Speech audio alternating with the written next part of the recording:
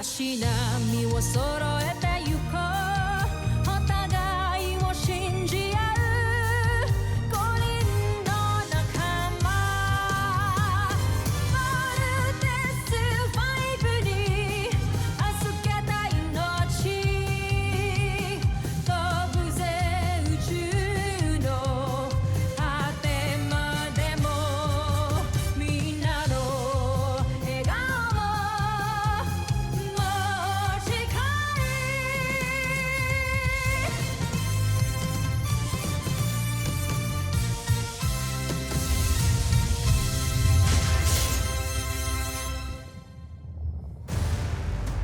Ang nakaraan, The Boldest Five Legacy.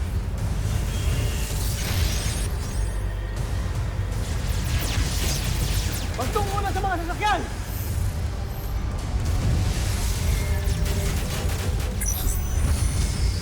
Kailangan mo na kaming iwan. Magkakasama tayong tatakas. Hindi ka pwedeng mamatay, kaya iwan mo na kami. Pinapangako ko, babalik ako para palayain ang mga alipin. Sumuko na ang mga alipin na nag-aklas kamahalan. At si Rotgar? Sa kasamaang palad ay siya'y nakatakas. Ako nga pala si Mary Ann. Welcome to our planet Earth. Saan planeta ka galing? Mula ako sa Buzan, ang aking tahanan na ginawang mapaniil na imperyo ng aming sakim na emperador. Meron silang ambisyon na sakupin ang buong kalawakan. Kasama na rin ang planeta ninyo. Napansin ko na mahina ang inyong mga armas. Wala kayong laban sa Buzania. Kaya't panahon na para bumuo tayo ng isang matibay na depensa na tutulong sa inyo.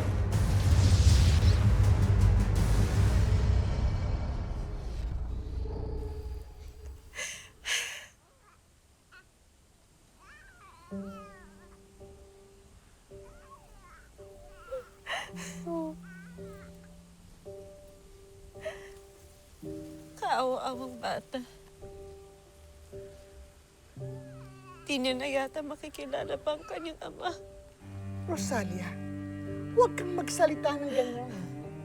Hanggang hindi natin nakikita ang bangkay ng iyong asawa, ng aking anak, hindi natin masasabing patay na si Rotgar. Makakabalik pa siya para iligtas tayo. Oo, apo. Hindi tayo pababayaan ng iyong ama. Ano nga palang ipapangalan mo sa kanya?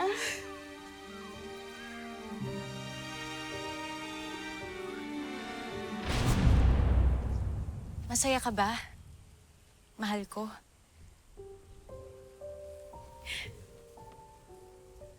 Mas masaya ako na makapaglilingkod ako sa Buzan. At sinisiguro ko magandang kinabukasan ng harapin ng ating panganay na anak. Ang susunod na emperador ng Buzan. Emperador na agad? Maaga pa ang aking pagbubuntis. Paano ka na kasi sigurong lalaki ang magiging anak natin? Sigurado ako. At pinaghandaan ko na ito.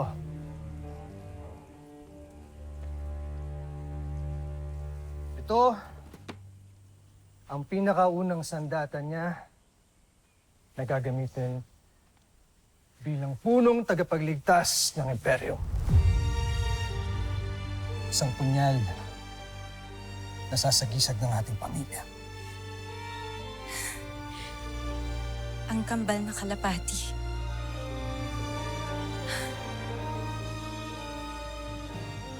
Kaya gandang regalo to para sa ating magiging anak.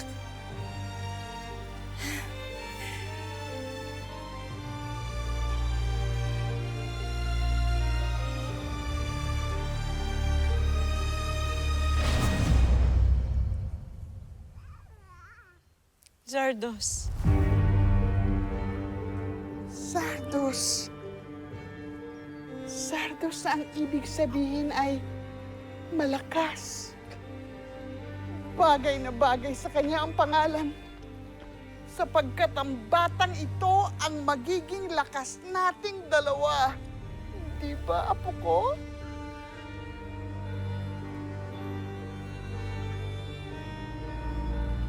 Rosalia? Rosalia? Rosalia, huwag kang antukin. Rosalia, labanan mo yan. Rosalia? Rosalia?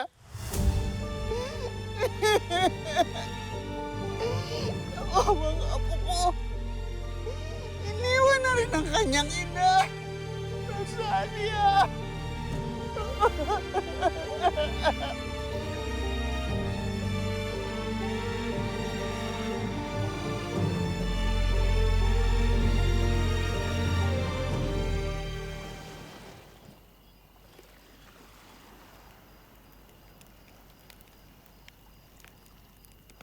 Kung nabubuhay lang siguro yung asawa ko, nanganak na siya ngayon. May mahanap na siguro kami. I'm sorry. Wala ka nang magagawa kundi magsimula ulit. Buuin ulit yung sarili mo. Kalimutan yung masakit mong nakaraan. Tama ka. Patay na si Hrothgar. Ibang nilalang na ako. Ibang tao na taga rito sa mundo ninyo. Tama. Kaya dapat, baguhin natin yung pangalan mo para sa new identity mo. Ano nga bang gusto mong bagong pangalan? Ano ba sa tingin mo ang nababagay sa akin? Malakas ka? Hindi ka tinatamaan ng bala?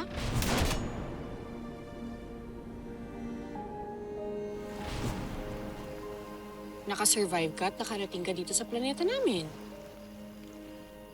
So, your name should reflect that. Dapat din inspiring pakinggan. Strong. Arms.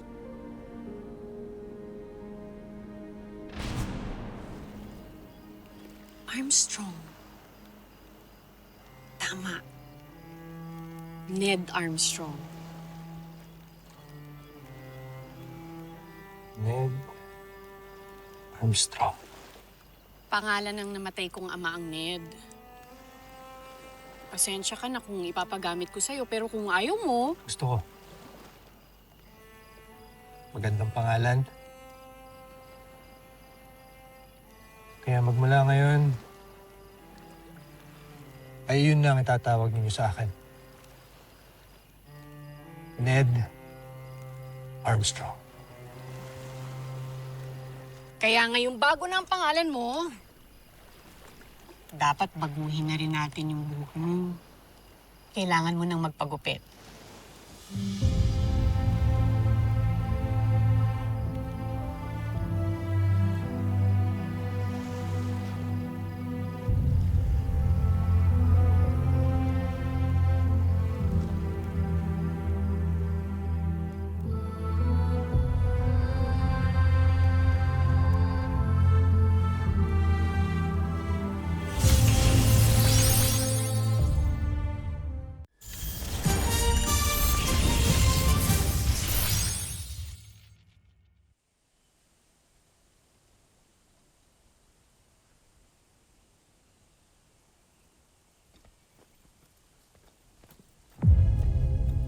Gusto kong makita ang aking pamangkin.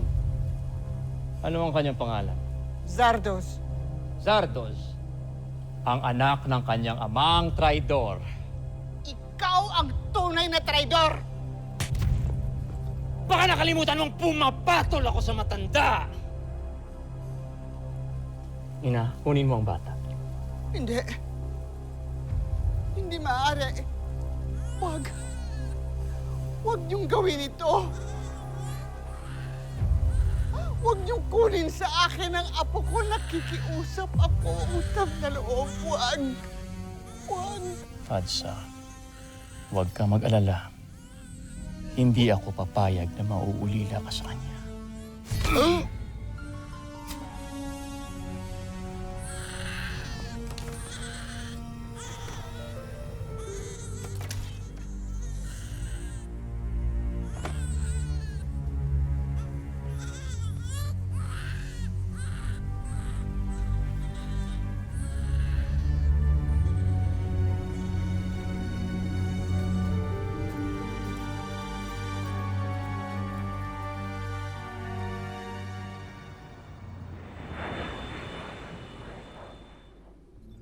Upang magawa nating labanan ng aming armada, ay kailangan nating bumuo ng pantapat sa ultimate weapon ng Bozan Najmi Imperio.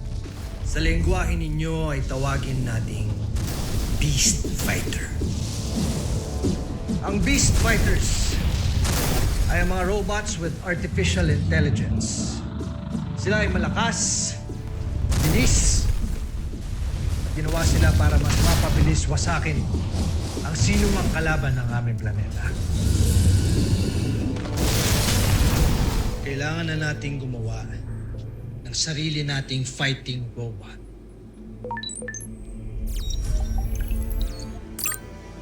With what technology? Ned is a top scientist in Busan, and he knows the technology behind the Beast Fighters.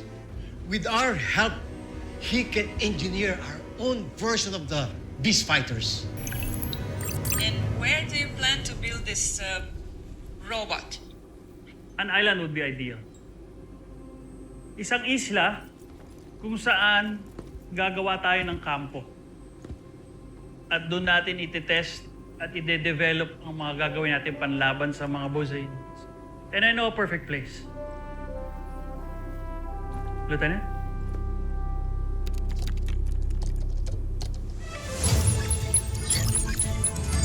Falcon Island.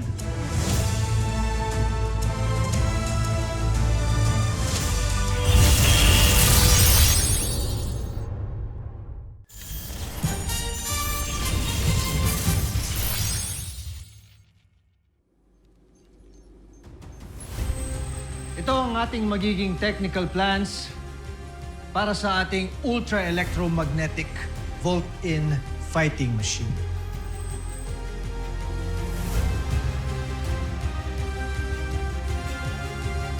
We will call it Voltes. Voltes 5. Voltes 5. Dahil sa 5 sasakyang pandigma na bumubuo sa robot.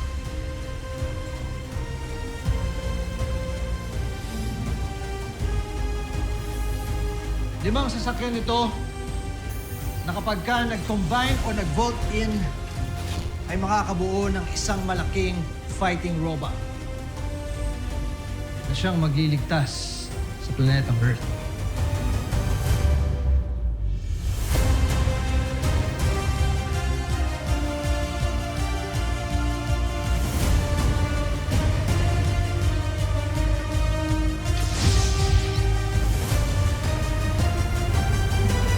Impressive yung Voltes 5 robot. Ang galing ng idea mo. Inspired kasi ako sa'yo.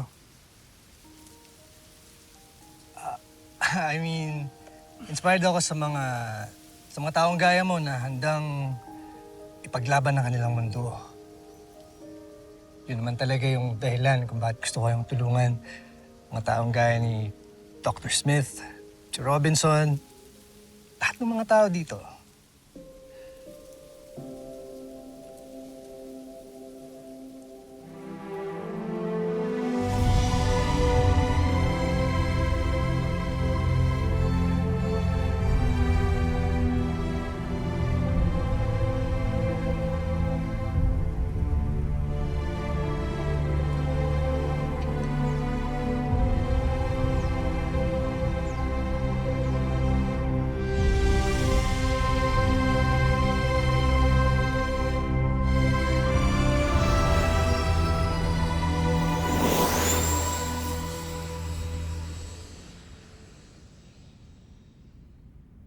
Anong ipapangalan natin sa anak natin, mahal?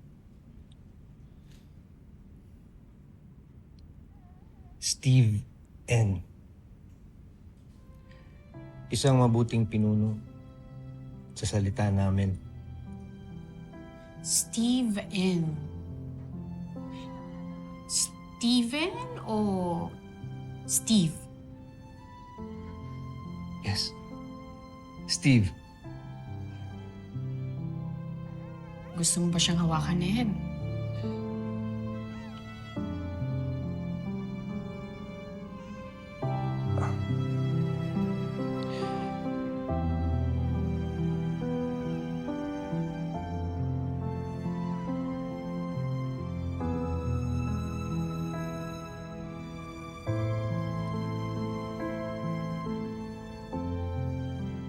Steve, ipinapangako ko sa inyo ng mama mo na walang mangyayaring masama sa inyo.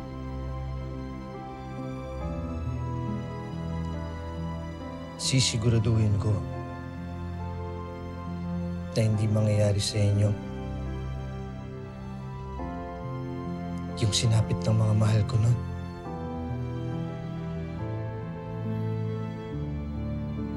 Wala nang masasaktan sa pamilya ko.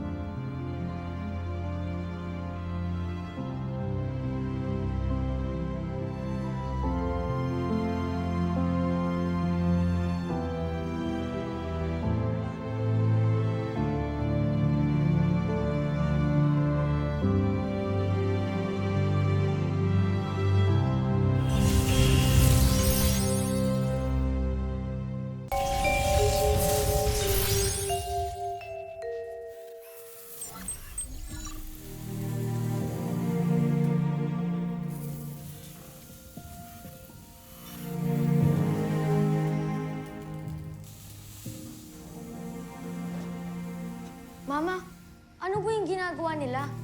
Ang robot na si Voltes 5. Wow! Kuya, tignan mo. Ang taas niya. Oo nga. Lieutenant Sumera, nakita niyo ba si Dr. Armstrong? Kasama niya si Dr. Smith at si Colonel Robinson po. Sige, salamat. Halika na mga anak.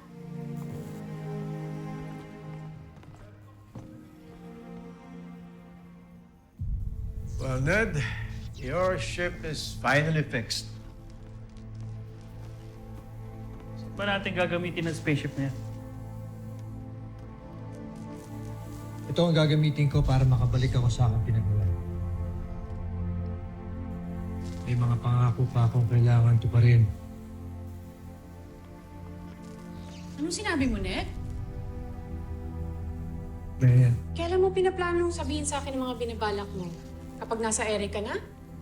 Kapag nakaalis ka na?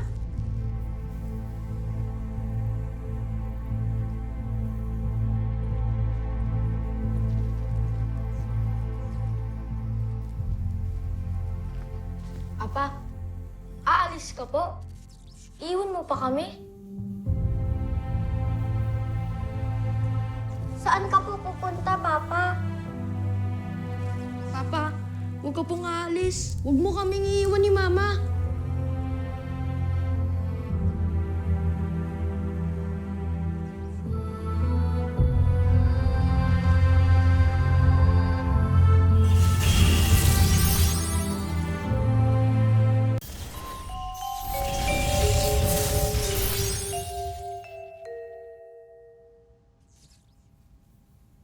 Steve, Bert, hindi pa ako alis. Hindi pa sa ngayon. Hihintayin ko muna ng mga anak ang mama mo para makita ko muna ang kapatid ninyo. Pero sa ngayon, kailangan namin mag-usap ng mama mo kaya iwan niyo muna kami sandali, ha? Papa, pwede ho bang tingnan na lang namin yung robot na ginagawa sa kabilang hall?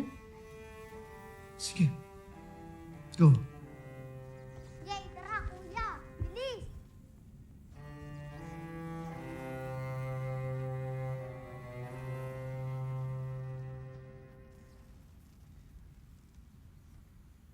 I'm sorry, Marian.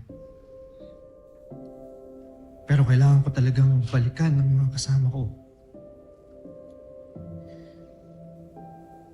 Inaalala ko ang mga alipin na hanggang ngayon ay kinigipit at pinahihirapan. Paano ang planet Earth? Ginagawa na ang lahat ng defense systems na. Inaayos na rin ang mga safeguards. Magkausap na kami ni Richard at ni Oscar. Paano kami ng mga anak mo? Marian, mahal kita. Mahal ko kayo ng mga anak ko. Babalik ako.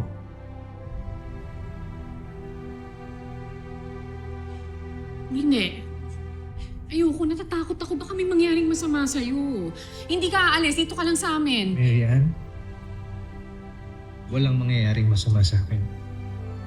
Pinapangako ko sa'yo, babalik ako sa'yo. Sa mga anak natin, magiging buo tayo ulit. Ayoko na tuloy manganak. Kasi aalis ka na.